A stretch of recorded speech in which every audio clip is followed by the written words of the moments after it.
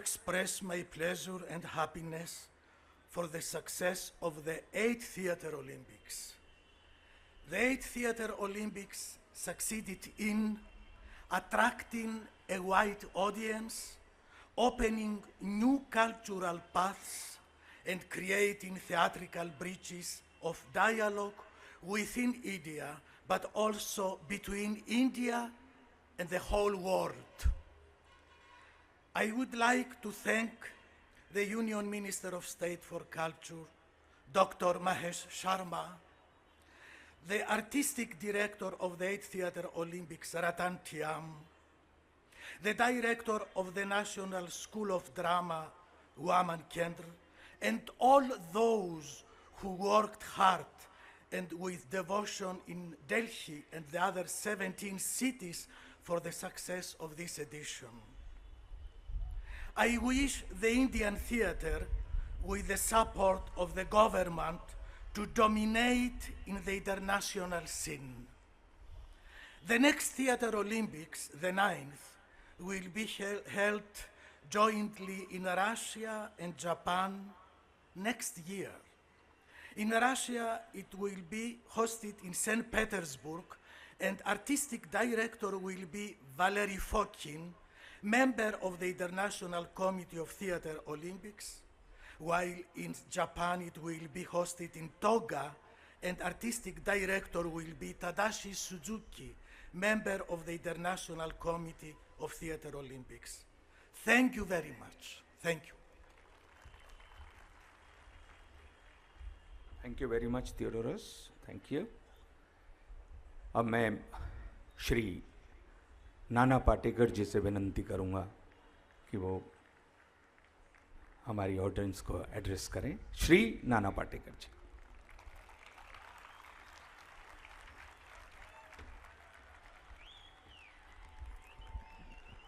नमस्कार सगळ्यांनाच स्टेजवरचे। वामन थोडासा उशीर आहे माझ्यानंतर, पण थिएटर तू सुरुवात केलीस आणि त्याच्यानंतर तू इतका मोठा झालास, थिएटरला जे अधिष्ठान मिळवून दिलंस तू वेगवेगळ्या प्रकारे, दिल्लीला जाऊन NSTला जाऊन, त्याबद्दल तुझं अभिनंदन। इतका मोठा सोहळा तू साधलेला आहे सगळ्यांच्याच मदतीनं, त्याबद्दल खरंच मनापासून तुझे आभार। थिएटरशी गेले 15-16 वर्ष संबंध संपलेला आहे, पण नामच्या माध्यमामधून न लिहिलेली स्क्रिप्ट स्टेजवरनं बोलायला मिळते। मला असं वाटतं की ते जास्त महत्त्वाचं आहे वाटतं या क्षणाला मला, त्यामुळे ते काम करता येतं। जे जे तुम्ही केले त्याबद्दल तुम्हाला खरंच मनापासून मी आभार मानतो। एक थिएटरकर्मी म्हणून मुख्यमंत्री आज येतील असं वाटलं नव्हतं, पण आवर्जून तुम्ही थिएटरच्या कार्यक्रमाला आलात त्याबद्दल मी खरंच आमच्या थिएटरकर्मीतर्फे तुम्हाला धन्यवाद देतो। कारण साधारणपणे राजकारणी मंडळी नाव छापल्यानंतर सुद्धा येत नाहीत, आमचे मुख्यमंत्री त्याला अपवाद आहेत। धन्यवाद सगळ्यांचेच, आपले सुद्धा।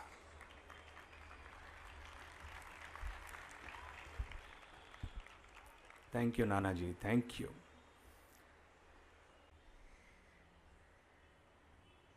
महाराष्ट्र की इस माटी और देश का दिल, आर्थिक राजधानी कही जाने वाली इस मुंबई की इस माटी को मैं प्रणाम करता हूं, जिस माटी ने नाना पाटेकर जी जैसे कलाकार दिए, थिएटर आर्टिस्ट दिए,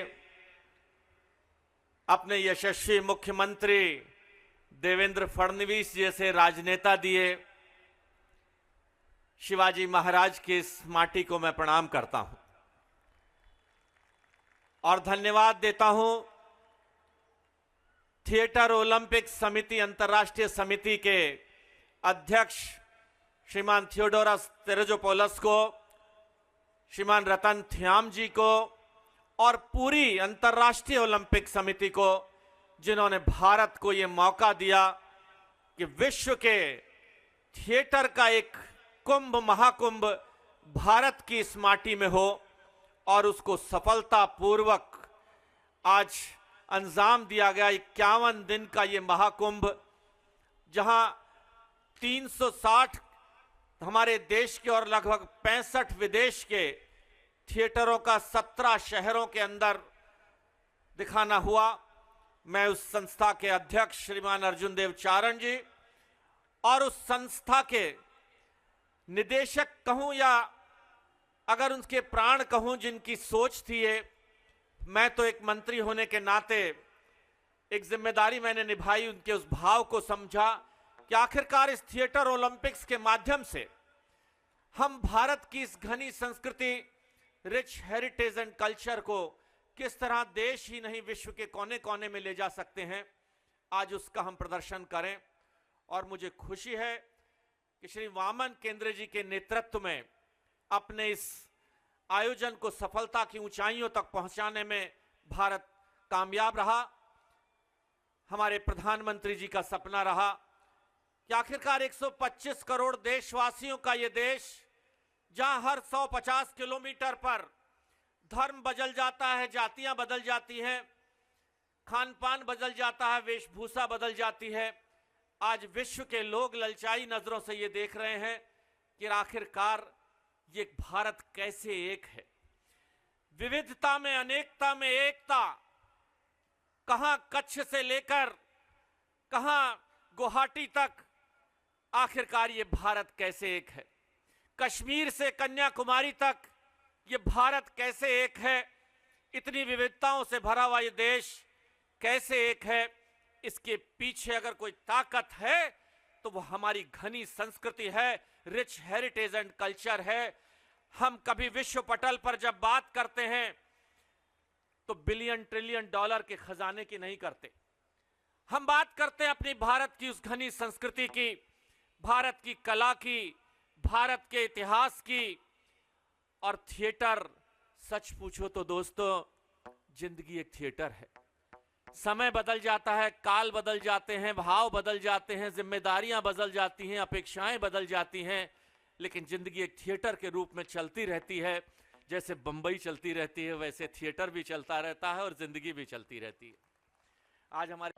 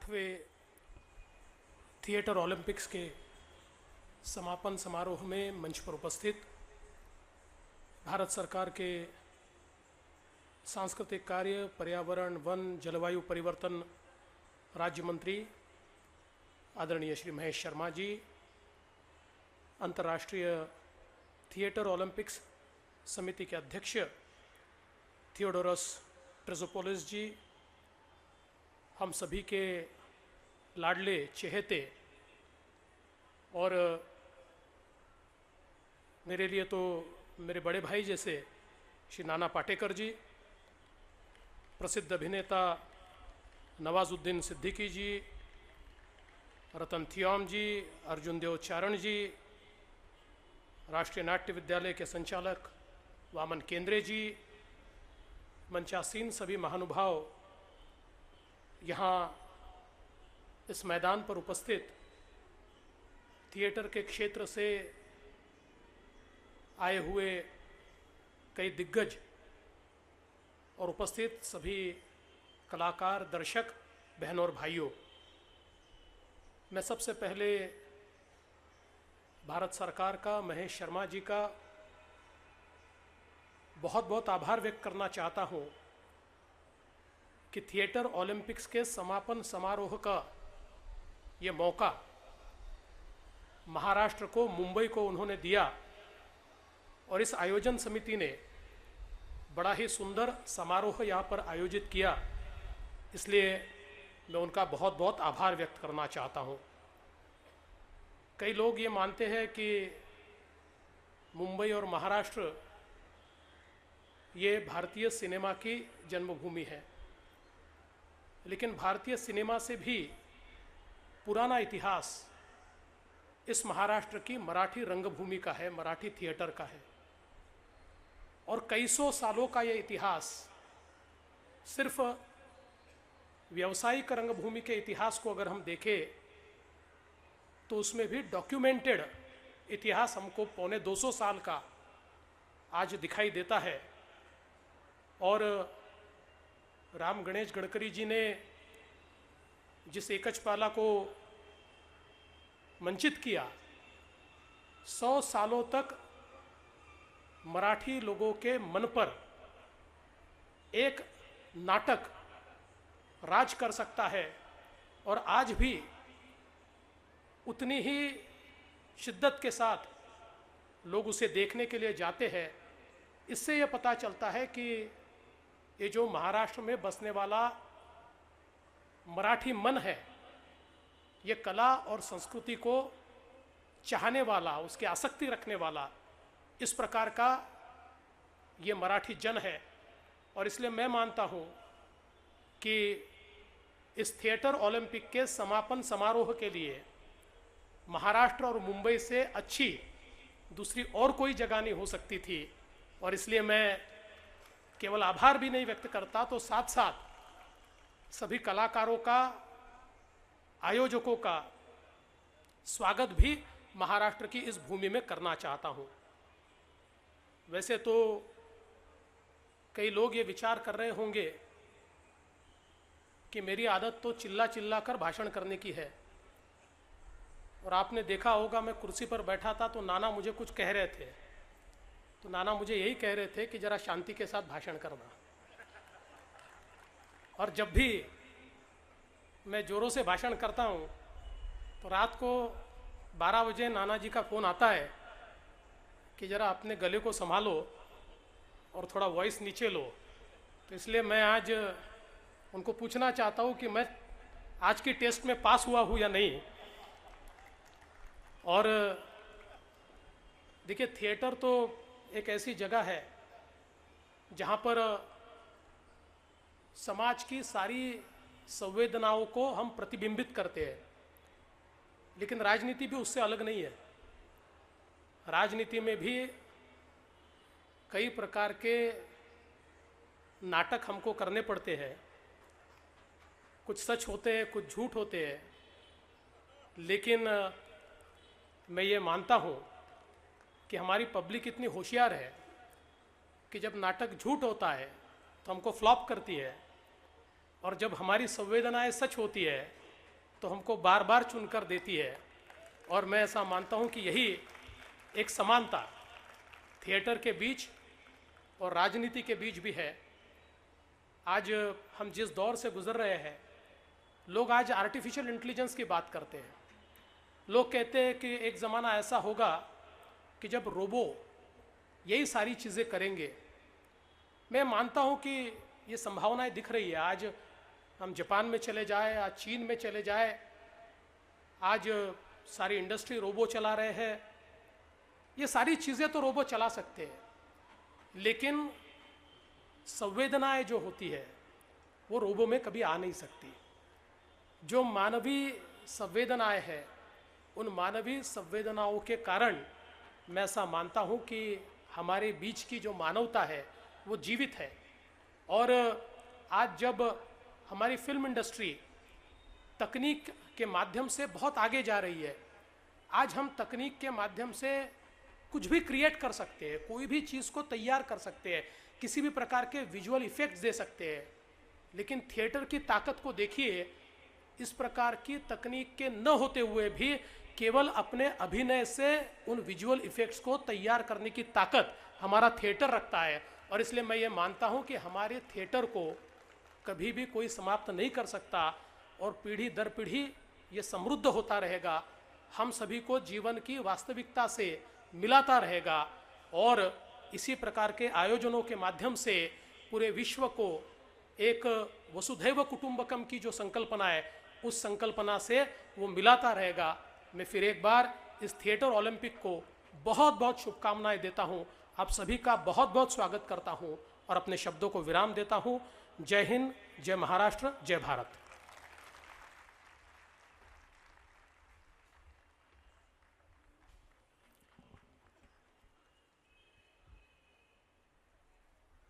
Thank you, Honorable Minister. Thank you very, very much. Now, I may invite Shri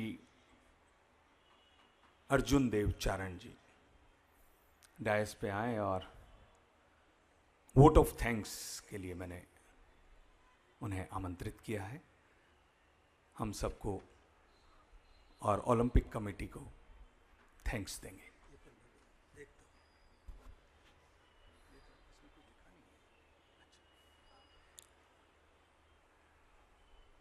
आदरणीय मुख्यमंत्री महाराष्ट्र सरकार श्री देवेंद्र फडणवीस जी, मैं राष्ट्रीय नाट्य विद्यालय की ओर से आपका इस आयोजन में अपनी तमाम व्यस्तताओं के बावजूद आप यहाँ पधारे, इस आयोजन की सफलता की हमें बधाई दी, इसके लिए हृदय से आभार व्यक्त करता हूँ। मैं आभार व्यक्त करता हूँ हमारे पथ प्रदर्शक, हमारे भारत सरकार के संस्कृति मंत्री आदरणीय डॉक्टर महेश जी शर्मा साहब का।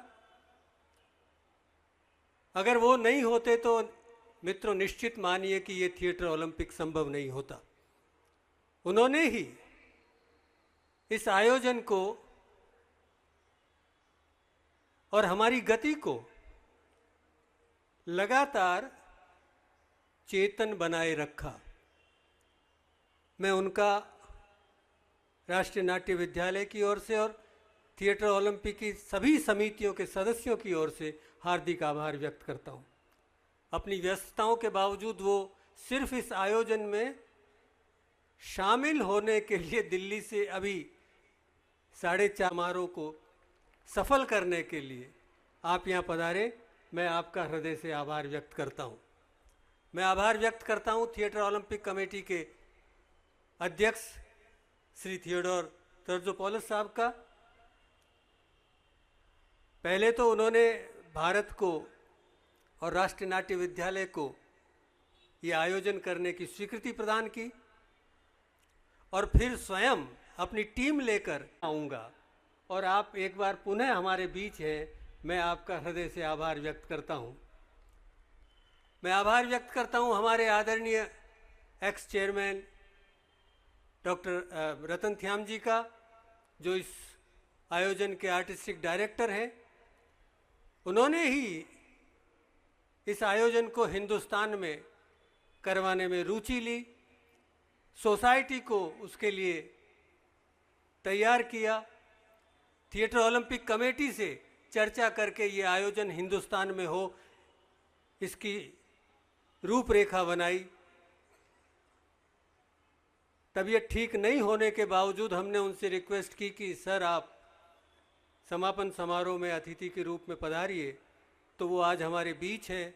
मैं उनका हृदय से आभार व्यक्त करता हूँ। मैं आभार व्यक्त करता हूँ नाटक और सिनेमा के मशहूर अभिनेता आदरणीय नाना पाटेकर साहब का।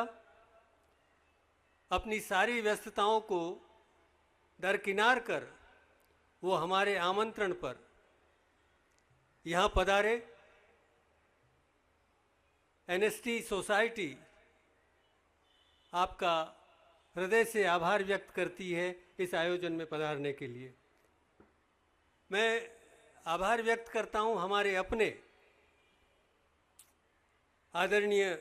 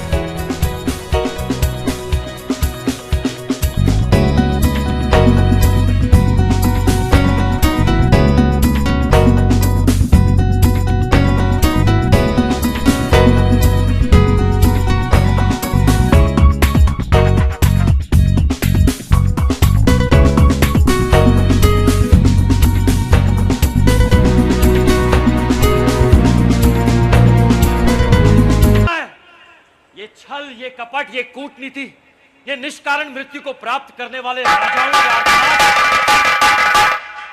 और यदि इन सब पर मेरी दिव्यता का आधार है तो असहनीय है ये दिव्यता। उन निराधार राजपुत्रों की हत्या करते मेरा हृदय कांपता है गुरुदेव। उन विधवा राजस्त्रियों के क्रंदन छलते हैं मुझे। मेरी जागृति में मुझे भयभीत करता है सुमोह का मृत मुखारविंद। उन निरीह राजपुत्रों के देह विचिन्न अंगों का ढेर मेरे वक्ष पर पड़ा पसीजता है मुझे गुरुदेव। क्या कह रहे हो चंद्रगुप्त? क्या कह रहे हो?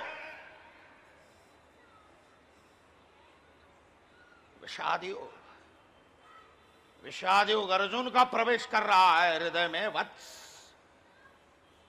कुमार मौर्य, दो कारणों से आपका यह विषादयोग अत्यंत अयोग्य है। आपका यह विषादयोग कुछ असमय उत्पन्न हो रहा है कुमार। और अर्जुन को जो अनुभूति युद्ध से पूर्व हुई थी, आपको युद्ध पश्चात हो रही है। या आपकी राज्य लालसा ने यह अनुभूति युद्ध से पूर्व नहीं होने दी, या आपकी निर्बुद्धिता के कारण युद्ध से पूर्व युद्ध की भीषणता का ज्ञान नहीं हो पाया आपको। कुमार, अर्जुन के विषाद योग को काटने के लिए भगवान वासुदेव कृष्ण ने भगवत गीता का उपदेश दिया था, किंतु उनके पास समय, शक्ति और धैर्य अमर्याद थे। मेरे पास ना ही उतनी शक्ति है और ना ही उतना धैर्य। तुम्हारे इस विषाद को काटने के लिए मैं आर्य विष्णुगुप्त चाणक्य तुम्हारा शिरच्छेद कर दूंगा पुत्र।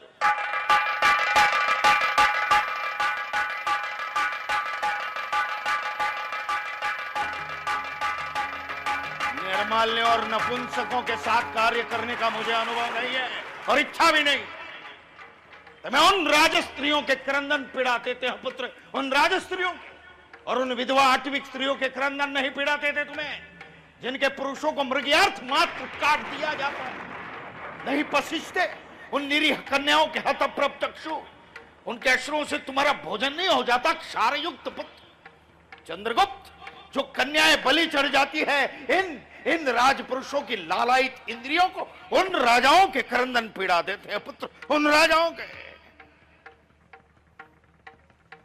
स्मरण रहे पुत्र, तुम्हारा राज्याभिषेक ना मैं करवा रहा हूं तुम्हारे या मेरे स्वार्थ हेतु।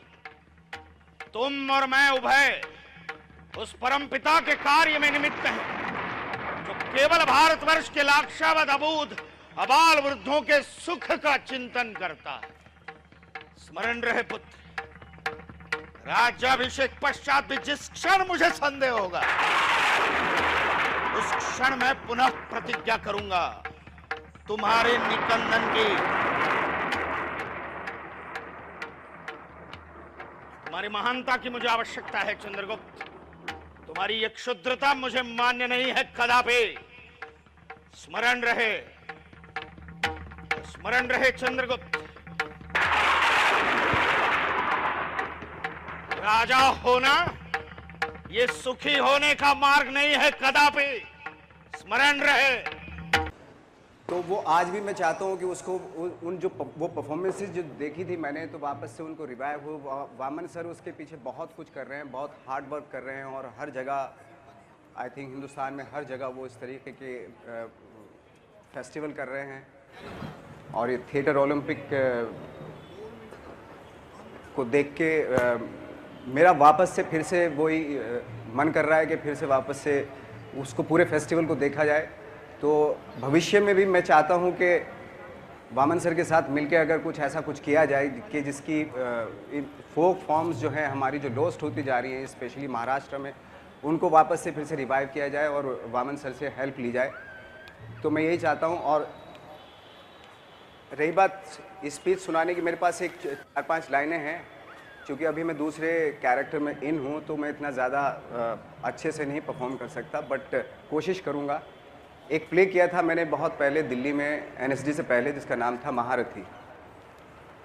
उसमें कृष्ण की स्पीच है जो दुर्योधन से बोल रहे हैं। तो वो कुछ ऐसी थी कि बहुत 4-5 लाइन है, वही सुना देता हूँ मैं। अभी तक तेरी हर गलती को मैं सोच के माफ़ करता हूँ कि तू अभी बच्चा, अबोध, नादान और मूर्ख है, लेकिन आज तूने साबित कर दिया कि तू अब बच्चा नहीं बल्कि एक कृतज्ञ, दुराचारी और दम्भी मनुष्य है, जो सत्ता के मद में ये भी भूल गया कि तुझे मनुष्य बनाया किसने। तूने मुझे नहीं जाना, मुझे नहीं पहचाना। मैं कृष्ण हूँ। मैं वो हूँ जिसके प्रेम से पूरा संसार तरसता है और जिसके क्रोध से समस्त ब्रह्मांड कांपता है। मैं जन्म हूँ, मैं ही हूँ, मृत्यु में अनादि हूँ, इसलिए मैं था, मैं हूँ और सदैव रहूँगा। लेकिन याद रख दुर्योधन, मैं हमेशा तेरे काल का मूल रहूँगा। बस यही स्पीच थी। Thank you very much.